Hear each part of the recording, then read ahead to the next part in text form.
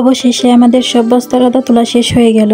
আমাদের প্রতিটি বস্তায় কতটুকু করে আদা হলো আর কতটুকু হলুদ হলো, লাভ হলো নাকি লস হলো, সবকিছুই আজকে আপনাদের হিসাব করে দেখিয়ে দিব এই ভিডিওটির মাধ্যমে। সো গাইস, আসসালামু আলাইকুম, কেমন আছেন সবাই? আশা করছি সবাই অনেক ভালো আছেন। আল্লাহর রহমতে আমি অনেক ভালো আছি। আর সর্বপ্রথম আপনাদেরকে একটি কথা জানিয়ে দিই, আমরা এই বছরও আবারও আদা চাষ করব। আমরা কিভাবে আদার জন্য মাটি তৈরি করি আর কি কি ব্যবহার করি তা যদি আপনারা জানতে চান তাহলে অবশ্যই আমাদের চ্যানেলটিকে আপনাদেরকে সাবস্ক্রাইব করে রাখতে হবে। ইনশাআল্লাহ আমরা খুব তাড়াতাড়ি আবারও আদা চাষ করার জন্য প্রস্তুতি নিয়ে নিব। এইখানে দেখুন আমাদের একটি বস্তার আদা বের করা হয়েছে।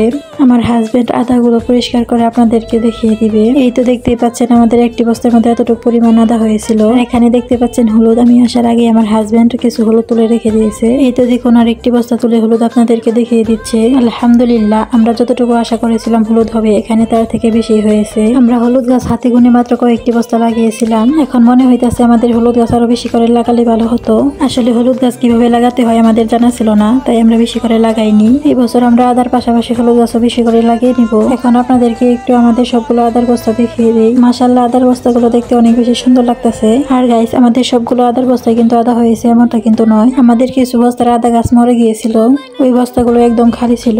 এইখানে আপনাদেরকে একটু আমাদের হলুদগুলো দেখিয়ে দিই।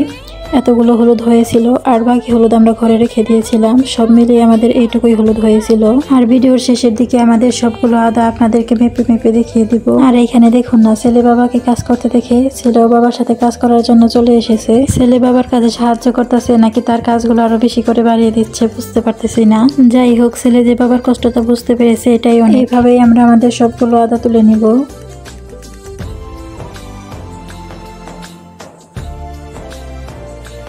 এখন তোমাদের ভাই আমাদের সবগুলো আদা একটা ঝুড়ির মধ্যে তুলে নিতেছে। আর এদিকে দেখুন না, বাবার কাজ করা দেখে ছেলেও তার সাথে সাথে কাজ করে দিচ্ছে।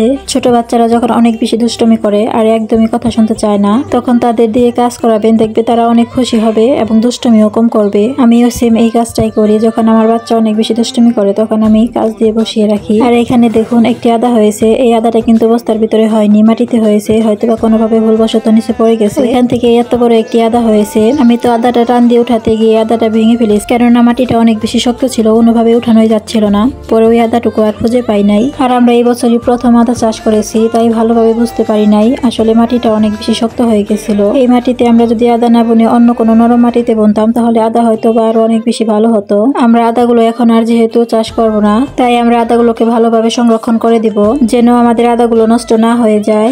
আমরা আমাদের আদাগুলোকে কিভাবে সংরক্ষণ করে রেখেছি সেটাও আপনাদেরকে দেখিয়ে দিচ্ছি। প্রথমে একটি বড় ঝুড়িতে আদা রেখেছি, এরপর বালু এনে সেই বালুগুলো দিয়ে আদাগুলোকে ভালোভাবে ঢেকে দিয়েছি। এইভাবে রেখে দিলে আমাদের আদাগুলো আর নষ্ট হবে না। এখানে আপনারা দেখুন না, আমাদের কিছু বস্তার মাটি এত বেশি শক্ত হয়ে গেছিল যেটা দিয়ে ভাঙতে হচ্ছিল।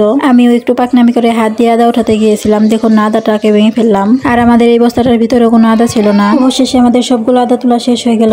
এখন সবগুলো আদা একটি ঝুড়ির মধ্যে ভরে নিব।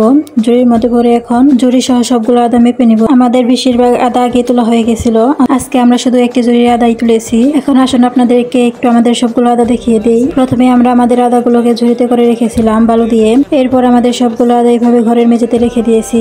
আলহামদুলিল্লাহ, সব আদা মিলিয়ে প্রায় আমাদের 70 কেজি আদা হয়েছিল। এইখানে আমরা আমাদের আদাগুলোকে কিভাবে রেখেছি তা আপনাদেরকে একটু বলে দিই। আমরা প্রথমে নিচে বালু দিয়েছি, তার উপর আদাগুলোকে রেখেছি। এইভাবেই আমরা কিছু কিছু আদা কিছু কিছু বালু দিয়ে সুন্দর করে রেখে দিয়েছি। সবাই আমাদের জন্য অনেক অনেক দোয়া করবেন। আর হ্যাঁ, আসুন আপনাদেরকে একটু করে দেখিয়ে দিই আমাদের আগে আদা গাছগুলো কেমন ছিল। মাশাআল্লাহ, গাছগুলো দেখতে অনেক বেশি সুন্দর ছিল। আমার ভিডিওটি আপনাদের কাছে কেমন লেগেছে অবশ্যই আমাকে কমেন্ট করে জানাবেন। সবাই অনেক ভালো থাকবেন, সুস্থ থাকবেন। আল্লাহ হাফেজ।